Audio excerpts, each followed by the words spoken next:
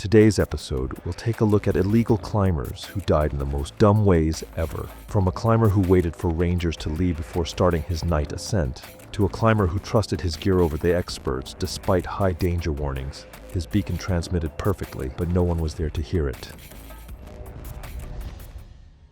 It was November 14th, 2015. Mount Whitney's eastern approach had been officially closed for the season due to early snowpack and dangerous ice conditions above 12,000 feet. Posted barriers and caution tape blocked the trailhead, with printed notices warning of fines and serious alpine hazards. Theo Branick was 31, a software technician from Sacramento with moderate hiking experience but limited winter mountaineering skills. He was known among friends for impatience with rules he considered excessive.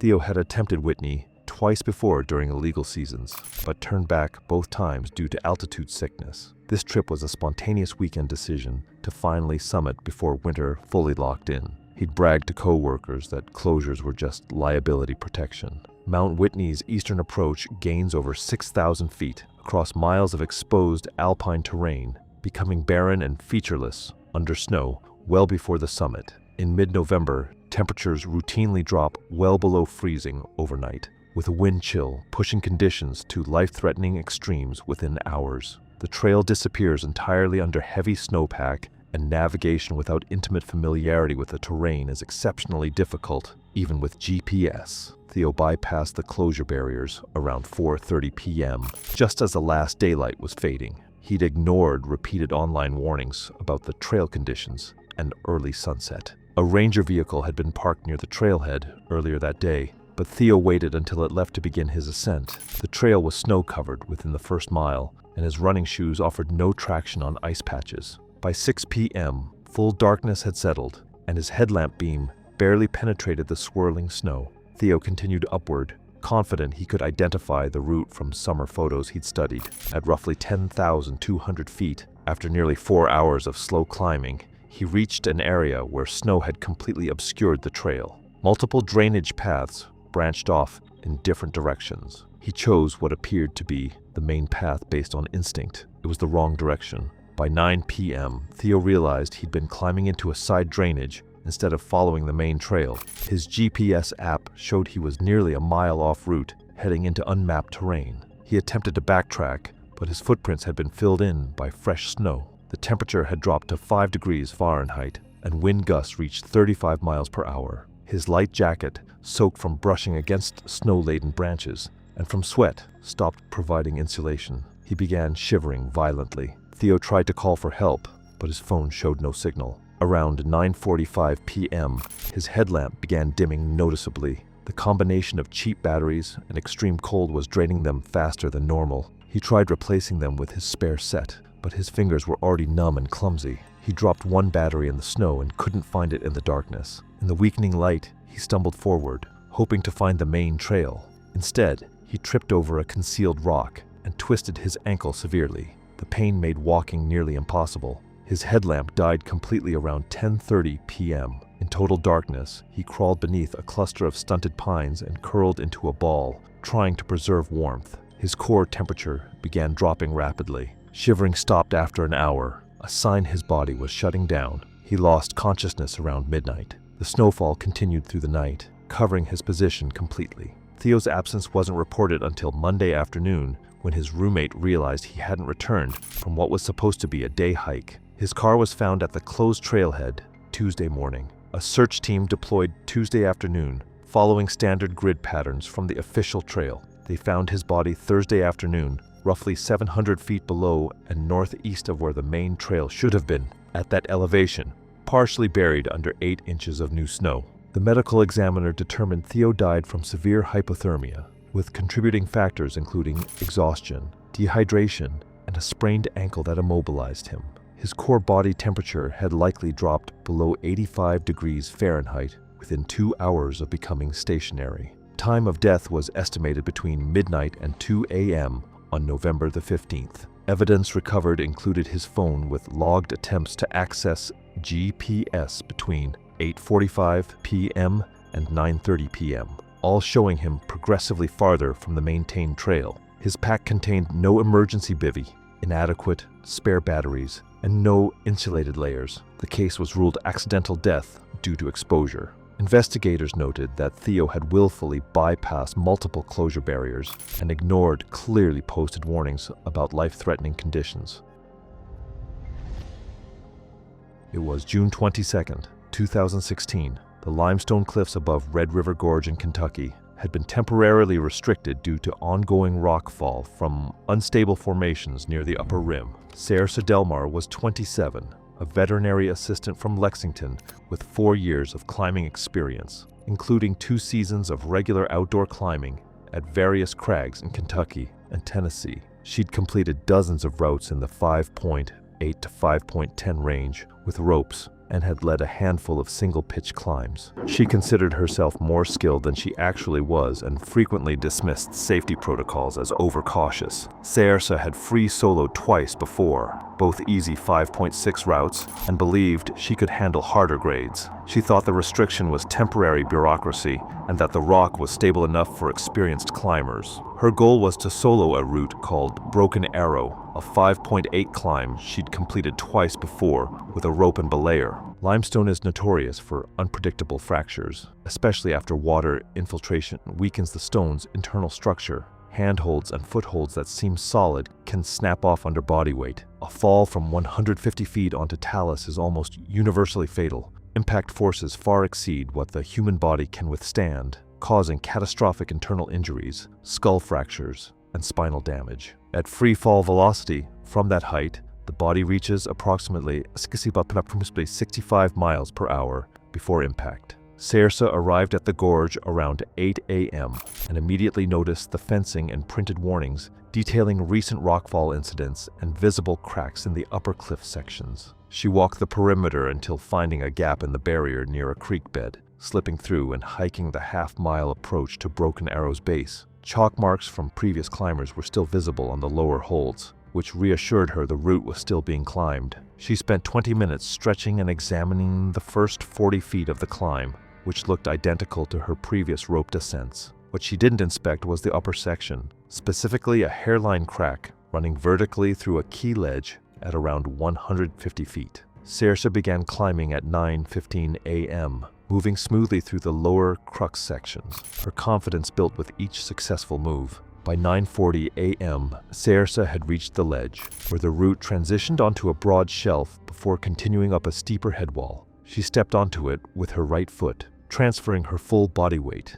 The ledge, undermined by the fracture, held for roughly 2 seconds before detaching from the wall. A section of limestone weighing several hundred pounds broke free, tilting outward. Saoirse's foot slipped as the rock gave way, and she lost her grip on the handholds above. She fell backward, arms flailing instinctively for anything to grab. There was nothing. Her body dropped in free fall, tumbling slightly as she accelerated. She impacted the talus 3 seconds later, landing on her back and left side. The sound echoed through the gorge. Her skull fractured on impact. Multiple ribs broke and punctured both lungs, and her spine fractured in 3 places. Death was likely instantaneous, though her heart continued beating weakly for several minutes as blood pooled in her chest cavity. 2 hikers on a nearby trail heard the impact and immediately called for help. Responders reached Saoirse's location within 35 minutes, but she had no pulse and showed no signs of respiration. The detached ledge section was found shattered near her body. The medical examiner's report listed massive blunt force trauma as the primary cause of death,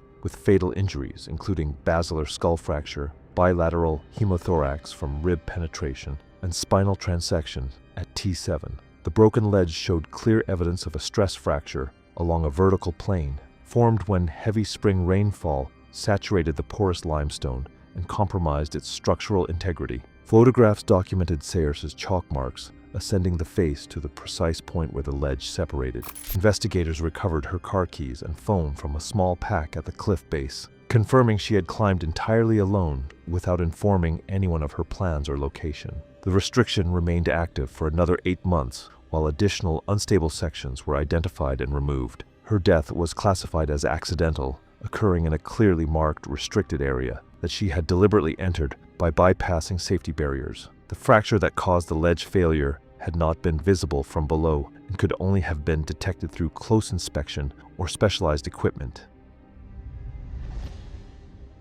It was July 9, 2017, climbing routes at Red Rock Canyon in Nevada had been closed due to an excessive heat warning, with forecasted temperatures exceeding 110 degrees Fahrenheit. Access gates were locked and posted signs warned that dark sandstone walls would exceed 150 degrees Fahrenheit under direct sun, making climbing extremely dangerous. Reed Castleberry was 34, a financial analyst from Denver with 3 years of sport climbing experience, mostly at indoor gyms and a few single-pitch outdoor routes in cooler Colorado conditions. He had never climbed in desert heat, but was visiting Las Vegas for a work conference and saw the trip as an opportunity to tick a classic desert route. Despite the closure, he bypassed the warnings and planned to climb Crimson Chrysalis, a popular 5.8 multi-pitch route with 6 pitches totaling roughly 600 feet. He planned to start at 9 a.m. and finish by noon, bringing 2 1-liter water bottles, minimal gear, and wearing a dark-colored synthetic shirt and climbing pants. Desert sandstone absorbs and radiates intense heat during summer months. Surface temperatures on dark rock can exceed 150 degrees Fahrenheit under direct sun, making handholds painful to touch and causing ropes to become dangerously soft. At elevations above 4,000 feet with no shade, climbers are exposed to both direct solar radiation and reflected heat from the wall. The human body can lose over a quart of water per hour through perspiration in extreme heat, and dehydration rapidly impairs judgment, coordination, and the body's ability to regulate core temperature. Multi-pitch climbing requires sustained exertion over hours, exponentially increasing heat stress risk. Reed bypassed the locked gate around 8:45 a.m. by parking at an overflow area and hiking cross-country to the base of the route. The temperature was already 98 degrees Fahrenheit. He began climbing at 9:20 a.m. after a quick gear check. The first pitch felt manageable, though the rock was already uncomfortably warm to the touch. He reached the first belay station and drank heavily from 1 water bottle before continuing. By the third pitch, completed around 10:30 a.m., the rock surface was scalding.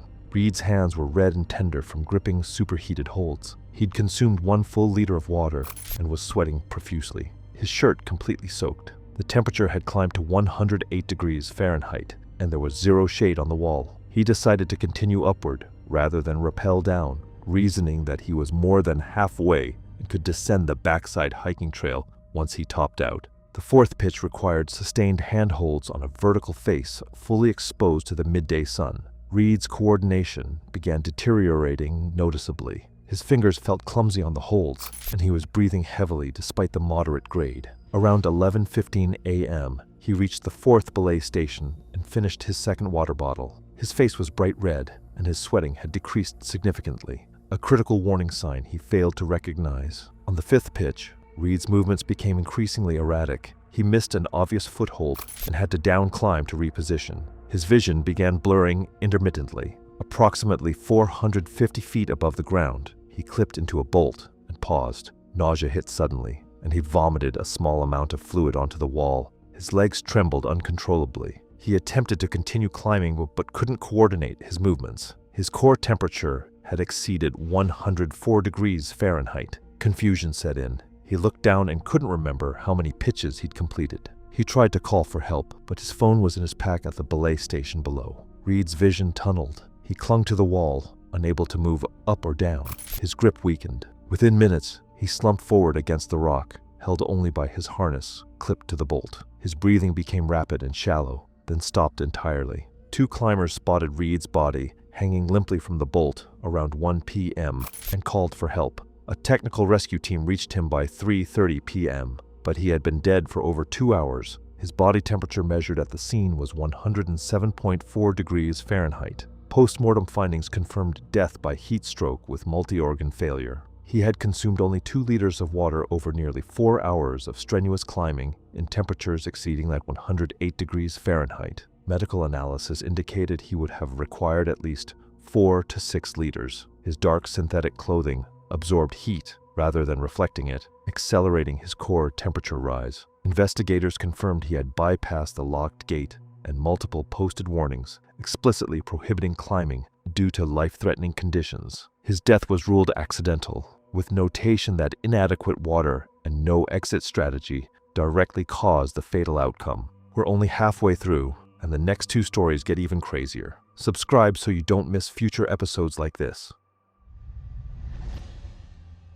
It was April 23rd, 2014. Ice climbing routes along a popular frozen waterfall corridor in Colorado had been closed for the season due to rapidly deteriorating ice conditions. Spring temperatures had been unseasonably warm for 2 weeks, with daytime highs in the mid-50s, causing significant melting and structural weakening of the ice formations. Nola Preswick was 29, a graphic designer from Portland with 2 seasons of ice climbing experience, including a dozen successful ascents of moderate WI3 and WI4 routes in the Cascades and Rockies. She was visiting Colorado for a long weekend and was disappointed to find her target routes closed. Despite the closure, she decided the warnings were overly cautious and planned to climb a route called Bridal Veil, a WI4 grade waterfall approximately 120 feet tall that formed over a rocky creek bed. Late-season ice becomes structurally unsound as spring temperatures rise. Repeated freeze-thaw cycles create internal weaknesses, causing the ice to become rotten,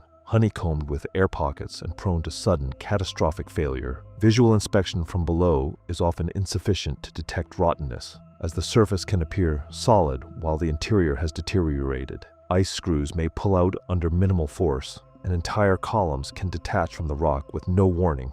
Water flowing beneath ice formations accelerates melting from below, further compromising stability. Nola arrived at the closure signs around 6 a.m. when the temperature was a relatively cool 38 degrees Fahrenheit. She hiked the approach trail and reached the base of Bridal Veil around 6:45 a.m. The waterfall looked intact from below, with a blue-white surface that appeared solid in the early morning light. She could hear water rushing beneath the ice, but attributed this to normal spring runoff. She geared up and began climbing around 7 a.m. The first 40 feet went smoothly. The ice accepted her tool placements with satisfying thunks, and her crampons bit securely. She placed 2 ice screws as protection, both of which seemed solid. Her confidence grew. Around 50 feet up, Nola noticed the ice quality changing. Her tools were penetrating more easily, almost too easily, and creating larger fractures around the impact points. She paused and tapped the ice with her tool. It sounded hollow in places, with a distinct difference from the solid tone she was accustomed to. She considered descending, but continued, reasoning she was already halfway up. At approximately 65 feet, Nola swung her right tool into the ice for her next placement. The tool punched through the surface entirely, penetrating into a hollow cavity behind. Before she could react, a vertical crack shot downward from the impact point. A section of ice, roughly 4 feet wide and 10 feet tall, detached from the underlying rock face. Nola's tools ripped free. The ice column, with her standing on it, tilted outward and fell away from the wall. She dropped backward through open air, still attached to the falling ice by her front points. The ice screws ripped out instantly. They had been anchored into the same rotten section. She fell approximately 65 feet, impacting the rushing creek below with tremendous force. The frigid water, moving fast with spring runoff, was roughly 4 feet deep where she landed. The impact stunned her, and her heavy pack immediately pulled her under. The current swept her downstream toward the deeper pool. She surfaced once, gasping, but couldn't gain purchase on the slick creek bed. The water was 38 degrees Fahrenheit, inducing immediate cold shock and rapidly impairing her muscle control. She went under again,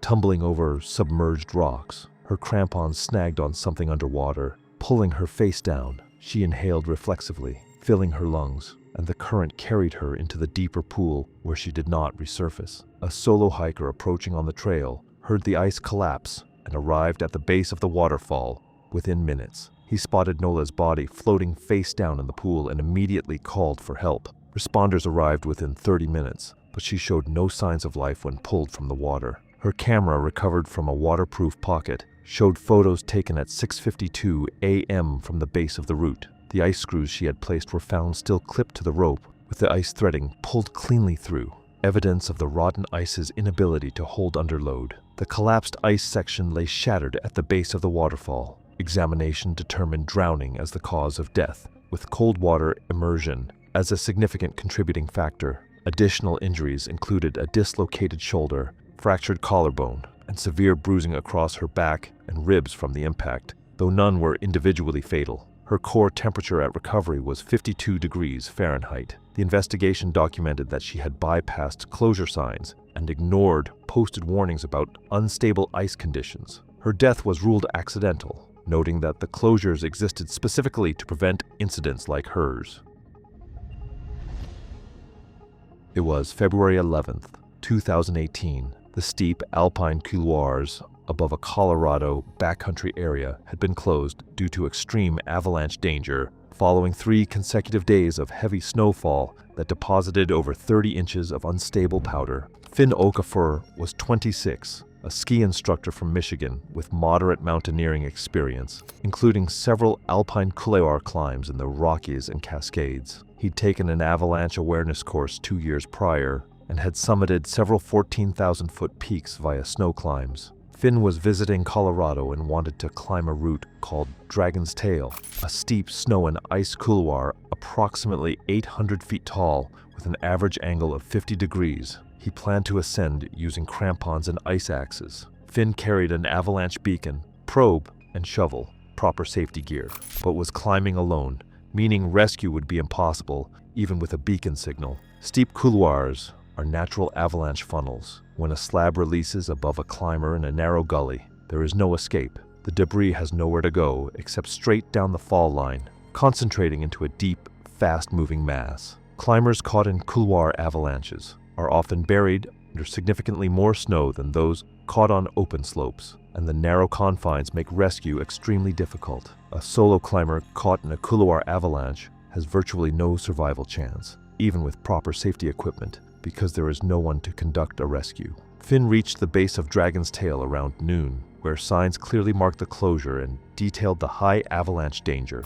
He assessed the couloir visually from below and saw no obvious signs of recent avalanche activity. He did not perform a snow pit test or observe for red flags like shooting cracks or whumping sounds. He began climbing around 12:30 p.m. The first 200 feet went smoothly. The snow was deep, but consolidated enough to accept his crampon placements. He moved steadily upward, placing his ice axes rhythmically and kicking steps into the slope. The couloir walls rose steeply on either side, funneling his route into an increasingly narrow channel. At approximately 350 feet, Finn paused to rest. The angle had steepened noticeably, requiring more deliberate movements. He could see the couloir narrowing further ahead before opening near the summit ridge. He continued climbing. Around 450 feet up, Finn placed his ice axe into the snow for his next move. The impact sent a small shock wave through the snowpack. He felt a subtle settlement beneath his feet. Then he heard it, a deep whoomph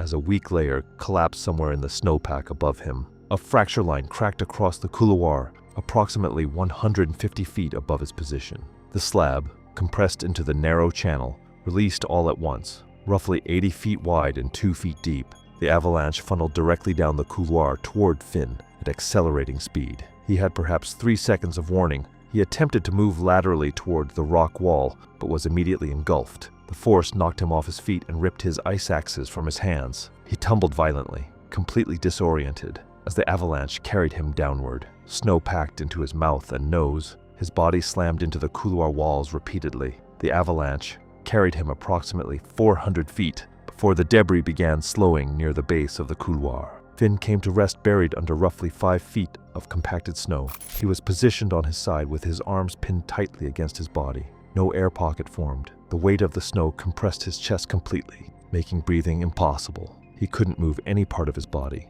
Consciousness faded within minutes as oxygen deprivation took hold. His heart stopped shortly after. No one witnessed the avalanche. Finn's absence wasn't reported until early evening when he failed to return to his lodging. His car was found at the trailhead the following morning. A search team deployed that afternoon detected his beacon signal at the base of Dragon's Tail and located his body after 20 minutes of probing buried under 5 feet of debris. The beacon was still transmitting when they found him, and all his safety gear was present and functional, but it hadn't mattered. His body showed fractured ribs, a broken left arm, severe contusions, and a concussion, but the cause of death was compressive asphyxia. Analysis of the debris revealed a classic weak layer structure. Recent heavy snowfall loaded onto a faceted layer formed during a cold, clear period the previous week. His climbing track was visible in the remaining snow leading up to the fracture point. The death was ruled accidental by asphyxiation from avalanche burial. Investigators noted that Finn had ignored closure signs